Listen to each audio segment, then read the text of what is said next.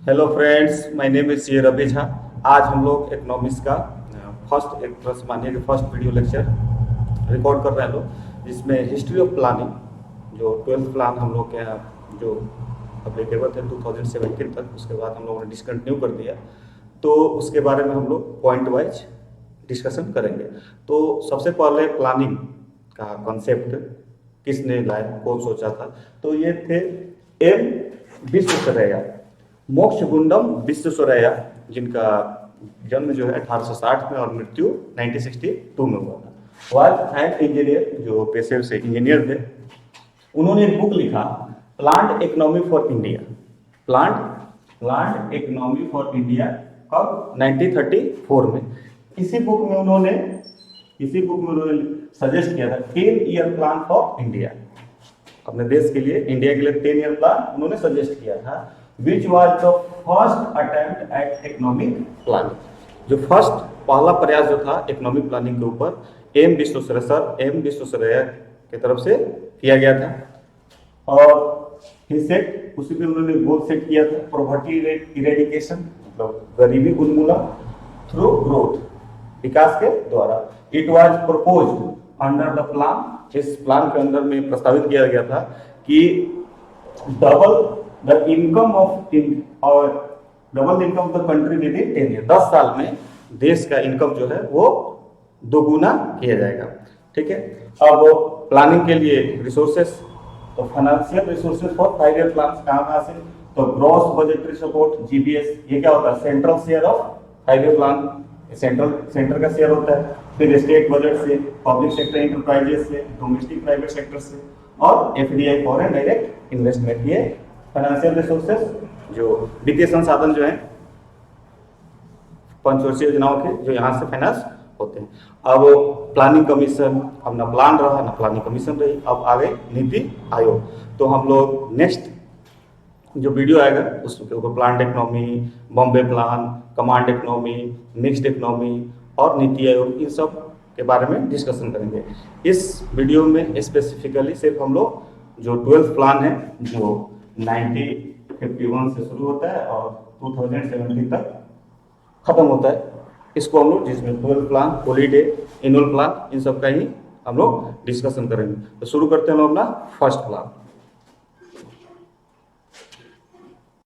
तो first plan का duration क्या था? 1951 से 1956 तक। ये प्लान जवाहरलाल नेहरू की लीडरशिप के अंदर शुरू किया गया था। इस प्लान में फर्स्ट प्लान स्ट्रेस्ड ऑन, मतलब जिस पे जोर दिया गया वो क्या था? एग्रीकल्चर, इरिगेशन और प्रोडक्शन। एग्रीकल्चर के ऊपर जोर दिया गया था फर्स्ट प्लान में। केएन राज जो थे वो मेन आर्किटेक्ट, यानी कि जो ड्राफ्ट जो किए थे वो केएन राज थे। प्लेड एन इम्पोर्टेंट रोल, उन्होंने इंपोर्टेंट रोल प्ले किया किसमें? Drafting India first 5 year plan, specifically the introductory chapter. ये 26 के एज में इंट्रोडक्टरी चैप्टर इन्होंने ड्राफ्ट किया था। द टारगेट ग्रोथ रेट 2.1% था और एक्चुअल ग्रोथ रेट जो अचीव हुआ वो 3.61% था। और 5 इंडियन इंस्टीट्यूट ऑफ टेक्नोलॉजी, यानी कि आईआईटी जो है वो इस प्लान के अंत तक सेटअप कर दिए गए थे। और community development projects were started. तो फर्स्ट प्लान जो शुरू हुआ था कब? 1951 से 1956 तक इसका ड्यूरेशन था, जो जवाहरलाल नेहरू जो हमारे प्रधानमंत्री थे उनके लीडरशिप में स्टार्ट किया गया था। और ये जो प्लान है, this plan was based on, ये प्लान जो बेस्ड था Herod Domar model with few modification. Actually एक हेरोड डोमर का मॉडल है, ग्रोथ मॉडल है, उसमें थोड़ा सा मॉडिफिकेशन करके उसी को सेम फर्स्ट प्लान में चेप दिया गया।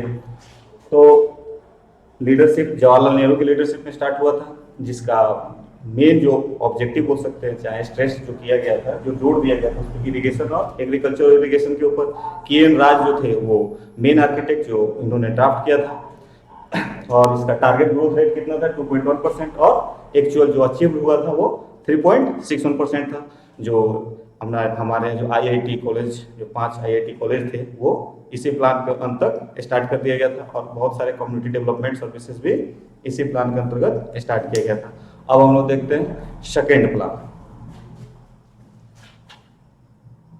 अब हम लोग सेकेंड प्लान देखते हैं। सेकेंड प्लान का ड्यूरेशन क्या था, 1956 से 1961। ये भी प्लान किसके, जवाहरलाल नेहरू के लीडरशिप में स्टार्ट हुआ था।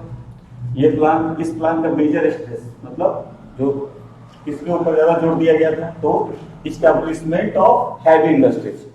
तो इंडस्ट्री को पहले प्लान में agriculture primary sector, second plan में इंडस्ट्री, हैवी इंडस्ट्री के ऊपर जो प्रोड्यूसर गुड्स जो फर्दर प्रोड्यूस करते हैं गुड्स, उसके प्रोडक्शन पे हैवी इंडस्ट्री लगाने के ऊपर। इसी के तहत steel plant at Bhilai, Durgapur and Rourkela setup.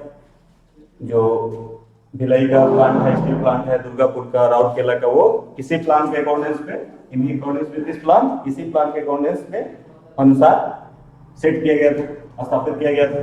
The plan was based on Nehru Mahalanobis model. तो जो पीसी महालनोबिस थे वो क्या थे, इस प्लान को ड्राफ्ट किया था, जवाहरलाल नेहरू का विजन था और इनका ड्राफ्टिंग था, ये मेन आर्किटेक्ट थे। और रेट ऑफ इन्वेस्टमेंट इसमें टारगेट किया गया था कि उसको 7% से इंक्रीज करके 11% तक ले जाना है।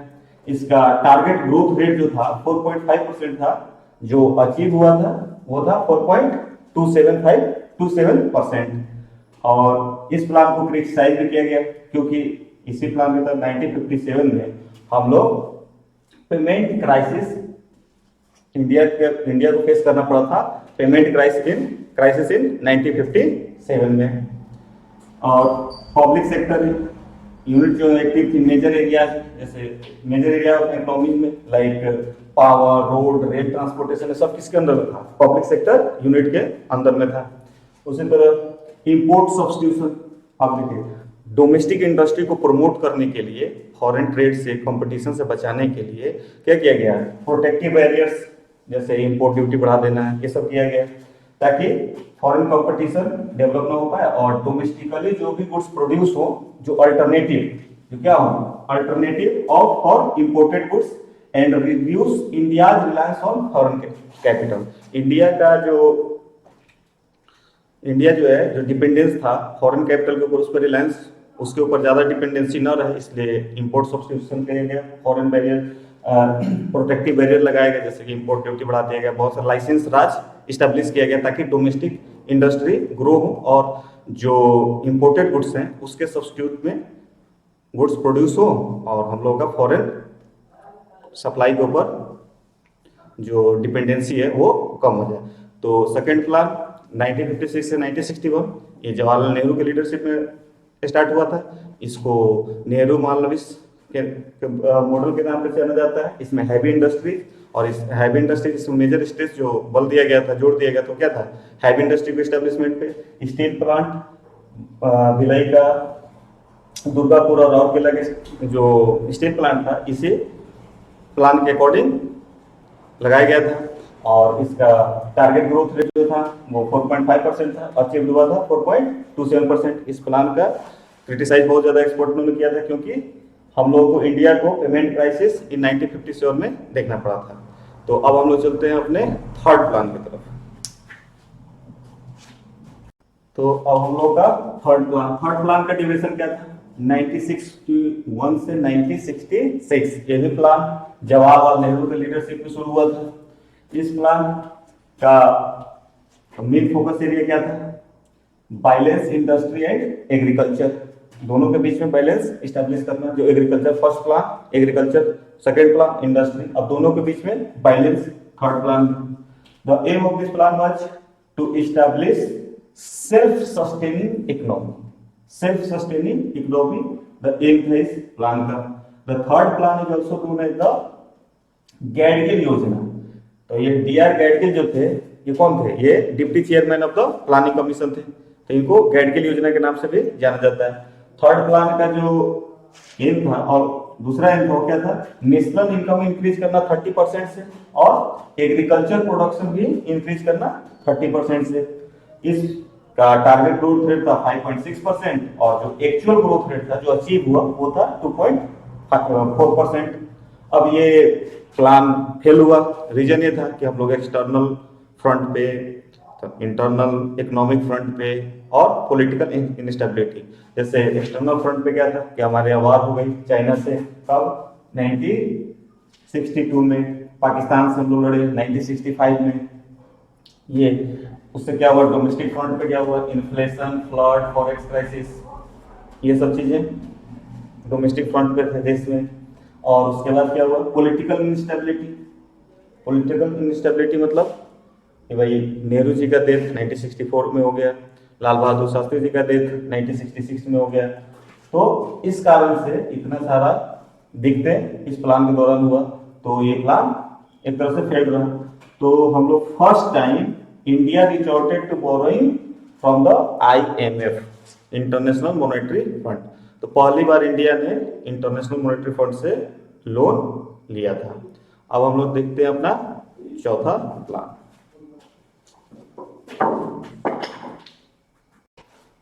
तो फोर्थ प्लान शुरू करने से पहले 1966 में फोर्थ प्लान शुरू होना था, पर शुरू नहीं हो पाया क्योंकि ड्यू टू पॉलिटिकल इंस्टेबिलिटी। जैसे कि उस समय क्या हुआ, लाल बहादुर शास्त्री का डेथ हो गया था, नेहरू जी का डेथ हो गया था, तो यहाँ पे तो ताजपोशी के चल रहा था कि कौन प्राइम मिनिस्टर बनेगा, ये सब चीजें दिक्कत थी। तो इसके कारण क्या हुआ, fourth plan could not be started in 1966। तो जो चौथा प्लान था वो 1966 में शुरू नहीं हो पाया। इसके बदले क्या था, देयर वर 3 एनुअल प्लान्स। तो 3 एनुअल प्लान तो कर 1966 से 67, 67, 68, 68 टू 69। तो ये 3 साल 3 एनुअल प्लान लॉन्च हुए इंस्टेड ऑफ 5 ईयर प्लान। तो this period is called plan holiday. इसको क्या बोलते हैं, प्लान हॉलिडे। प्लान हॉलिडे क्या होता है कि व्हेन 5 ईयर, जब 5 वर्षीय जो 5 year plans are not implemented, जब वो नहीं इंप्लीमेंट होता है, और only annual plans are operated. अगर 5 वर्षीय योजना नहीं है और सिर्फ एनुअल प्लान ही ईयर बाई ईयर प्लानिंग है, तो क्या कहलाता है, प्लान हॉलिडे। अब इसमें क्या है, इक्वल प्रायोरिटी वाज गिवन। इसमें क्या हुआ, एनुअल प्लान जो एनुअल प्लान था उसमें इक्वल प्रायोरिटी दिया गया एग्रीकल्चर को, उसके सहायक जो भी इंडस्ट्रीज थे और इंडस्ट्रियल एक्टिविटीज। उसके बाद इसी टाइम में 1966 में, इन जून 1966, जून 1966 में रुपये का पहले बार क्या हुआ, डिवैल्यू किया गया, मतलब उसका वैल्यूएशन गिराया गया। ये 1966 से 69 के बीच में ये सब चीज हुआ। 3 एनुअल प्लान लॉन्च हुए। फोर्थ प्लान अप्लीकेबल मतलब इंप्लीमेंट नहीं हो पाया क्योंकि पॉलिटिकल इंस्टेबिलिटी थी, रुपये डिवैल्यूड होता, और इक्वल प्रायोरिटी दिया गया था इंडस्ट्रियल और उसके एलाइड एक्टिविटीज पे, जो सहायक और इंडस्ट्रियल एक्टिविटीज के ऊपर। अब हम लोग का फोर्थ प्लान,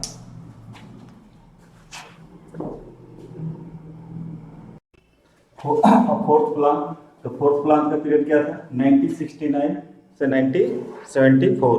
ये पहला जो इंदिरा गांधी के लीडरशिप में प्लान लॉन्च हुआ था, इंदिरा गांधी के लीडरशिप में। मेन जो मुख्य उद्देश्य था वो क्या था, प्लान वाज, मेन उद्देश्य इस प्लान का मेन उद्देश्य क्या था, growth with stability, growth with विकास, स्थिरता के साथ विकास। इसका प्लान का जो इम्फेसाइज जोड़ दिया किसके ऊपर, agricultural growth and green revolution. Agricultural growth, green हरित क्रांति, ये जोड़ दिया था किसके ऊपर, एग्रीकल्चर में विकास हो और हरित क्रांति के ऊपर। 14 major Indian banks were nationalised. 14 जो बैंक थे उसको नेशनलाइज कर दिया गया था। और इसमें सबसे महत्वपूर्ण हुआ था privy purse abolition to princess.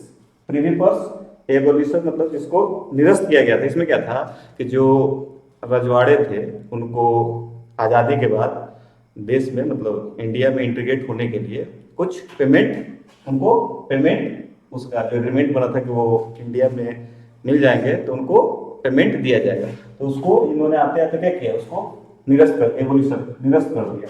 तो privy purse was a payment made to the families of erstwhile princely states as part of their agreements to integrate with India after independence। उसके बाद इसका टारगेट ग्रोथ रेट कितना था, 5.6% और actual क्या था 3.3%। ये भी फेल होने का रीजन था कि जो बांग्लादेश लिबरेशन हुआ था इसी टाइम 1971 में हुआ था, तो इसी प्लान में वो भी फॉल था। ये जो प्लान था वो स्पेशल इम्फेसिस जो इसमें जोड़ दिया था उसके ऊपर implementing of family planning programme और improving the condition of under privileged वंचित और कमजोर वर्ग को रोजगार, शिक्षा और रोजगार से उनके स्थिति में सुधार करना और जो फैमिली प्लानिंग है उसको क्रियान्वयन करना। इस प्लान का क्या था स्पेशल इम्फेसिस, जो मुख्य रूप से जिसके ऊपर जोर दिया गया था ये भी उसमें था। तो 1969 से 1974 प्लान का ड्यूरेशन था। Main objective growth with stability, स्थिरता के साथ विकास, ग्रीन रेवोल्यूशन हरित क्रांति और प्रीवी पर्स जो राजवाड़े को पेमेंट करना था आज़ादी के बाद देश में मिलने के लिए उसको निरस्त किया गया था। ये भी प्लान फेल हुआ था क्योंकि इसका प्लान था 5.6% और जो एक्चुअल था वो 3.3%। और गरीब, कमजोर वर्ग, वंचित वर्ग को शिक्षा और रोजगार के द्वारा उनको इस स्थिति में सुधार करना इस प्लान का स्पेशल इम्फेसिस था। अब फिफ्थ प्लान, तो फिफ्थ प्लान जो इसका ड्यूरेशन था 1974 से 1979, इसका मुख्य उद्देश्य क्या था ग्रोथ विद सोशल जस्टिस, सामाजिक न्याय और विकास, सामाजिक न्याय विकास के साथ सामाजिक न्याय। तो इसका इम्फेसिस जो भी इस प्लान की इम्प्लीमेंट के ऊपर इरेडिकेशन, गरीबी हटाओ, गरीबी उन्मूलन के ऊपर। तो मेन आर्किटेक्ट इसके जो ड्राफ्ट जिन्होंने किया था वो कौन थे, डीपी था, प्रोमिनेंट डिप्लोमेट थे वो। उसके बाद इंडियन नेशनल हाईवे सिस्टम जो प्रोजेक्ट था, इंडियन नेशनल हाईवे सिस्टम ये लॉन्च किया गया। मिनिमम नीड प्रोग्राम ये भी लॉन्च किया गया। उसके बाद इसका टारगेट ग्रोथ क्या था 4.4% और जो एक्चुअल हुआ था वो 4.8%, यही दोनों में से था। इस प्लान को कट शॉर्ट या टर्मिनेट कर दिया गया था किसके द्वारा, जनता पार्टी के द्वारा जो पावर में थे 1977 में जो पावर में थे उन्होंने क्या किया, इस प्लान को हटा दिया। उन्होंने क्या किया अपना 6th 5-year प्लान लॉन्च किया जिसको बाद में रिमूव कर दिया गया किसके द्वारा, जब 1980 में इंदिरा जी की सरकार दोबारा आई उन्होंने क्या किया इसको हटा दिया। अब हम लोग देखते हैं रूलिंग प्लान।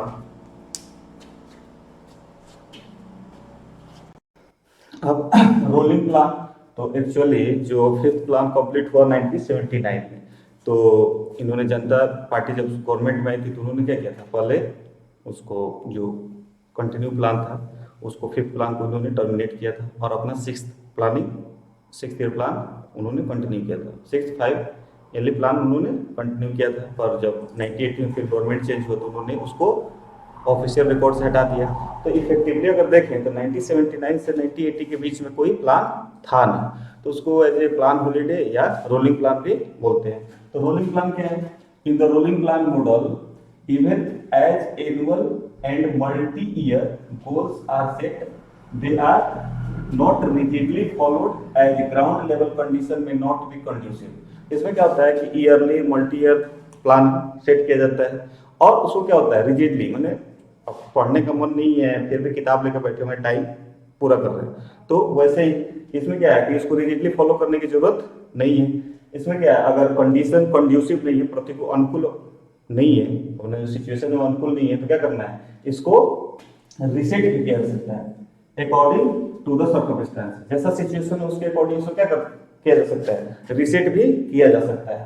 तो इसका एडवांटेज क्या है, तो मेन एडवांटेज इसका क्या है, rolling plan is that they are flexible and are able to overcome the rigidity of fixed 5-year plan. इसमें क्या है, ये फ्लेक्सिबल है, इनको चेंज भी किया जा सकता है जैसा ग्राउंड सिचुएशन का जो जमीनी हकीकत है उसके अकॉर्डिंग इसको एडजस्ट किया जा सकता है। और इसमें क्या है कि रीसेट किया जा सकता है टारगेट को, प्रोजेक्शन को and allocation as per changing condition in the country.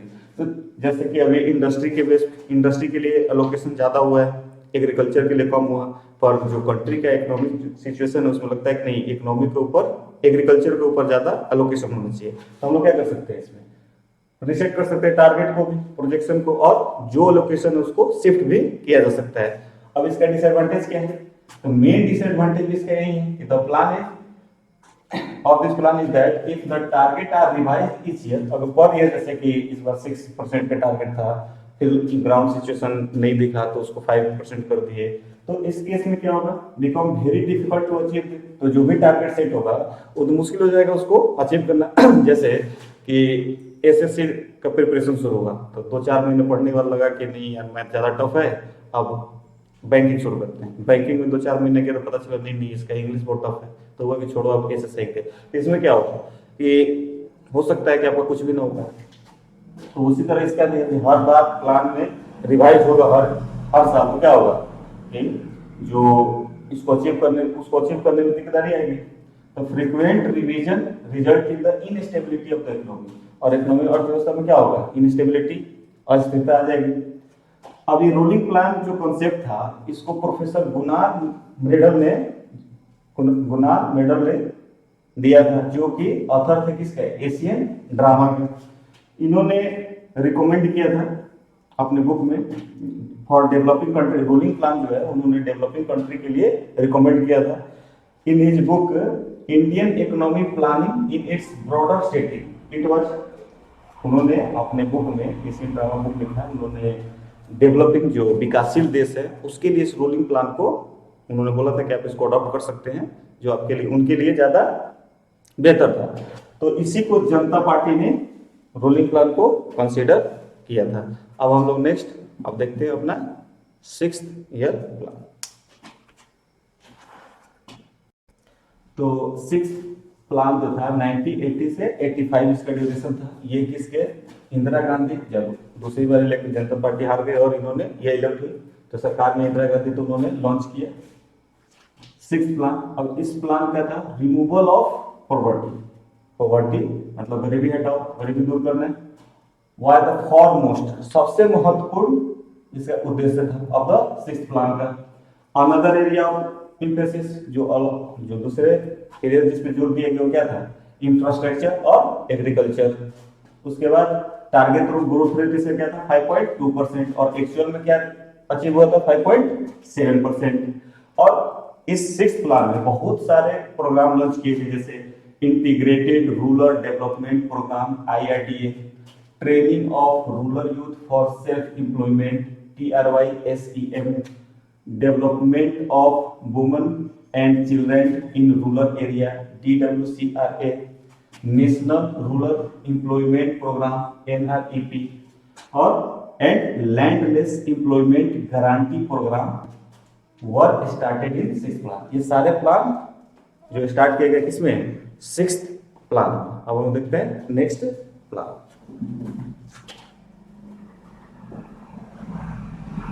तो 7th प्लान। अब 7th प्लान कब हुआ? 1985 90 इसका ड्यूरेशन था। ये प्लान जो राजीव गांधी का पहला प्लान था। इस प्लान जो राजीव गांधी के लीडरशिप में स्टार्ट हुआ था, और इस प्लान का जो स्टेज इस पर बल दिया गया वो क्या था? Rapid growth in food grain production, जो खाद्य प्रोडक्शन में उत्पादन पे ज्यादा जोर दिया गया, और एम्प्लॉयमेंट अपॉर्चुनिटी, जो रोजगार के अवसर प्रदान। तो इसमें क्या है कि इस पे स्ट्रेस किया गया कि उसके ऊपर कि फूड ग्रेन खाद्यान्न का प्रोडक्शन ज्यादा हो, और दूसरा एम्प्लॉय अपॉर्चुनिटी क्रिएट हो, एम्प्लॉयमेंट का, नौकरी का अवसर क्रिएट किया गया। इसका टारगेट ग्रोथ रेट कितना था? 5.5%, और एक्चुअल ग्रोथ रेट क्या हुआ? 6.01%। इसी प्लान के अंदर में क्या हुआ? लिबरलाइजेशन को देखा गया। सेकेंड प्लान में जो नेहरू महालनोबिस का प्लान था उसमें क्या था? क्लोज इकोनॉमी कर दिया गया था। इन्होंने क्या किया? इकोनॉमी को ओपन किया। इसमें क्या हुआ? Private sector got priority over public sector. इसमें प्राइवेट सेक्टर को अहमियता, पब्लिक सेक्टर के ऊपर प्राइवेट सेक्टर को अहमियता देना शुरू किया गया। First time 3 year export import plan was announce. पहली बार export import incentive plan start किया गया, और जवाहर रोजगार योजना लॉन्च किया गया 1989। इसका 1/4/1989 को ये योजना लॉन्च किया गया था। अब हम लोग देखते हैं 8th plan.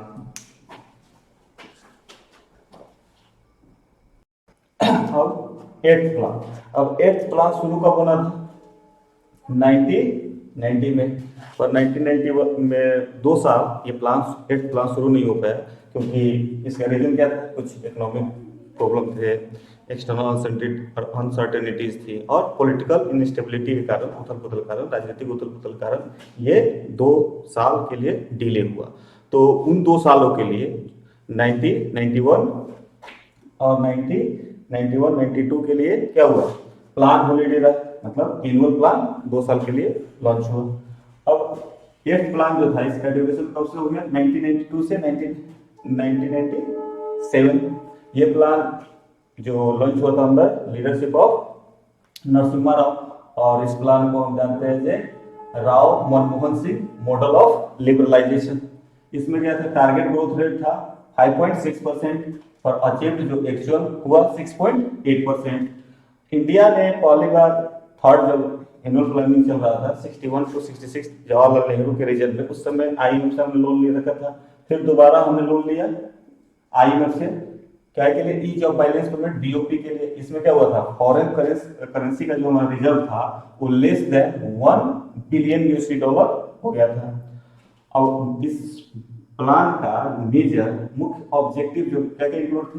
Controlling population growth, जो जनसंख्या का वृद्धि दर है उसको रोकना, पॉवर्टी, गरीबी में कमी है, एम्प्लॉयमेंट जनरेशन, स्ट्रेंथनिंग इंफ्रास्ट्रक्चर को मजबूत बनाया जाए, institutions building, school college in सब का स्थापना किया जाए, और इन्वॉल्वमेंट ऑफ पंचायती राज और नगर पालिका। इनको जो नगर पालिका और पंचायती राज को इसी प्लान के तहत क्या हुआ? कॉन्स्टिट्यूशनल स्टेटस, संवैधानिक दर्जा दिया गया। इंडिया बना वर्ल्ड ट्रेड ऑर्गेनाइजेशन का मेंबर बना इसी प्लान के लिए। 1 जनवरी 1985 को वर्ल्ड ट्रेड ऑर्गेनाइजेशन का मेंबर बना। SEBI, security exchange board of India, जो एग्जिस्ट करती थी कब? 1988 में ही एग्जिस्ट करती थी, पर उसका जो वैधानिक दर्जा है वो इसी प्लान के अंतर्गत दिया गया।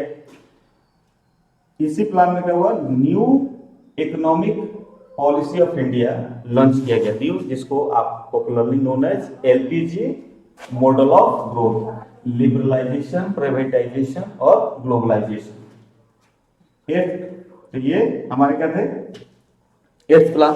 अब हम लोग देखते हैं अपना नेक्स्ट 9th प्लान। अब 9th प्लान देखते हैं लोग। इसका ड्यूरेशन क्या था? 1997 से 2002। ये अटल बिहारी वाजपेयी लीडरशिप में लॉन्च हुआ था। इसका मेन फोकस क्या था? Growth with social justice and equality, मतलब विकास, सामाजिक न्याय और समानता के साथ विकास। इट वाज लॉन्च्ड कब हुआ था? 50th year of independence of India. पहली बार इंडियन कंपनी नेस्कैड, जो यूएस में है, यूएस के स्टॉक एक्सचेंज है, उस पे लिस्टेड हुआ था। कंपनी था इंफोसिस, जो 1999 में हुआ था। न्यूक्लियर बॉम्ब डेटोनेट किया गया था 1998 में। उसके बाद में कारगिल वार भी हुआ 1999 में। और इसमें बहुत सारी योजनाएं भी लॉन्च हुई, जैसे स्वर्ण जयंती ग्राम स्वरोजगार योजना SGSY वाज लॉन्च्ड। ये स्वर्ण जयंती ग्राम स्वरोजगार योजना ये लॉन्च हुआ था कब? 1999 में। ये सबस्यूमिंग, मतलब एक ही के अंतर्गत अदर जो 6th प्लान में एक्चुअली जो भी योजनाएं लॉन्च की गई थी उनको इसमें सबस्यूमिंग कर दिया गया। जैसे previous programme like integrated rural development programme IRDA in 1980, training of rural youth for self employment in 80। इन सारे और भी जो योजनाएं थी सबको सबस्यूम कर दिया गया किसमें? स्वर्ण जयंती ग्राम स्वरोजगार योजना, जो 1999 में लॉन्च हुआ था। अब प्रधानमंत्री ग्राम सड़क योजना, इसको स्टार्ट किया गया कब? 2000 में। Golden quadrilateral GQ national highway network शुरू किया गया, जिसमें क्या था कि चारों मेट्रो सिटी को वो कनेक्ट करेगा। तो चारों मेट्रो सिटी कौन से? जैसे कि दिल्ली नॉर्थ में, कोलकाता ईस्ट में, मुंबई वेस्ट में और चेन्नई साउथ में। ये 2001 में लॉन्च किया गया था। 9/11 टेररिस्ट अटैक में इसी टाइम पे हुआ। प्राइवेटाइजेशन, सबसे पहला प्राइवेटाइजेशन इसी प्लान में शुरू किया गया, नाइन्थ प्लान में। और जो टारगेट ग्रोथ रेट था वो 6.5% था और एक्चुअल ग्रोथ रेट था वो 5.6% था। तो ऑब्वियसली बहुत सारे ऐसे रीजन थे जिस कारण से ये उस ग्रोथ रेट को अचीव नहीं कर पाया। यानी कि थर्ड प्लान के बाद सबसे टिपिकल प्लान में ये नाइन्थ प्लान ये आता है। अब हम लोग देखते हैं 10th प्लान। तो 10th प्लान, इसका ड्यूरेशन क्या था, 2002 से 2007 ये प्लान लॉन्च हुआ था अटल बिहारी वाजपेयी और मनमोहन सिंह के नेतृत्व में। इसका मेन ऑब्जेक्टिव, मुख्य उद्देश्य क्या था कि अटेन 8% जीडीपी का ग्रोथ रेट 8% होना चाहिए per year. Reduction poverty rate by, जो गरीबी का रेट है वो 5% से घटना चाहिए बाई 2007 तक। और providing gainful and high quality employment, अच्छा एम्प्लॉयमेंट किसके लिए, at least those become eligible for work every year, जो काम करने योग्य है उनको एटलीस्ट रोजगार दिया जाए। Reduction in gender gap, literacy and wages rate by at least 50%, ये सब टारगेट थे 2007 तक। 50% तक वेज रेट, लिटरेसी रेट और जेंडर गैप में कमी करने का। एक्चुअल ग्रोथ रेट कितना हुआ, 7.8%, टारगेट कितना था 8%। और नरेगा मतलब national rural employment guarantee act 2005 and national rural health mission were begun during this plan. इस प्लान में नरेगा और नेशनल रूरल हेल्थ मिशन इसको स्टार्ट किया गया। तो नरेगा और मनरेगा सब जो है, नरेगा के ऊपर हम लोग, नरेगा बाद में नाम चेंज होकर मनरेगा हो गया, इसके ऊपर हम लोग सेपरेट वीडियो डेवलप करेंगे तो उसमें और डिटेल से डिस्कशन करेंगे। अब हम लोग अपने नेक्स्ट प्लान 11th प्लान की तरफ बढ़ते हैं। तो 11th प्लान का ड्यूरेशन क्या था, 2007 से 2012। ये प्लान किसके, मनमोहन सिंह के लीडरशिप में लॉन्च किया गया था। इसका सेंट्रल थीम या मुख्य बिंदु जो था वो क्या था, was faster and more inclusive growth, faster and more inclusive growth. इस प्लान को ड्राफ्ट किसने किया, इसका मेन आर्किटेक्ट कौन थे, सी रंगराजन। ये प्लान लॉन्च हुआ कब, जब उस समय क्या था, ग्लोबल इकोनॉमिक जो क्राइसिस हुआ था 2008, उसमें क्या हुआ था कि लेहमन ब्रदर्स अमेरिकन जो कंपनी थी वो दिवालिया हो गई थी। बहुत सारी वेस्टर्न यूरोप की कंपनी जैसे इंश्योरेंस कंपनी, बैंकिंग कंपनी वो दिवालिया हो गई थी। और ग्रीस जो है वो क्या था, suffered sovereign debt crisis. Sovereign debt crisis क्या होता है, जब गवर्नमेंट से दूसरे देश से पैसा लेती है, ली होती है, उसको सर्व नहीं कर पाती है, उसको वो दे नहीं पाती है, तो उसको क्या बोलते हैं, सोवरेन डेट क्राइसिस। और इस प्लान का टारगेट क्या था, टारगेट ग्रोथ रेट 9% था पर एक्चुअल अचीव कितना हुआ, 8%, ये भी बहुत था। अब हम लोग चलते हैं अपने लास्ट प्लान 12th प्लान। अब हम लोग का 12th प्लान कब से कब पीरियड था इसका, 2012 से 2017। इसको भी मनमोहन सिंह ने लॉन्च किया था। इसमें जो इसका मेन थी एम अचीवमेंट इसका था, it aim to achieve annual average GDP का ग्रोथ रेट 8%। मेन मुख्य बिंदु इसमें क्या था, faster sustainable and more inclusive growth, faster sustainable and more inclusive growth इसका मुख्य बिंदु था। गवर्नमेंट 2014 में चेंज हो गया, कांग्रेस के बीजेपी आ गई और उसको इसने इस प्लान को उसने परस्यूट यानी कि कंटिन्यू उन्होंने नहीं किया पर हटाया नहीं। इसी पीरियड में demonetisation took place in 2016। Target growth rate 8% था और एक्चुअली अचीव कितना हुआ, 6.9%। तो यहाँ पे हम लोग का टोटल 12 प्लान कंप्लीट होता है। अब हम लोग नेक्स्ट वीडियो लेक्चर में plant economy, command economy, mixed economy, planning commission और नीति आयोग, ये सब बॉम्बे प्लान, ये सब पॉइंट्स को कवर करेंगे। तब तक के लिए धन्यवाद, थैंक्स।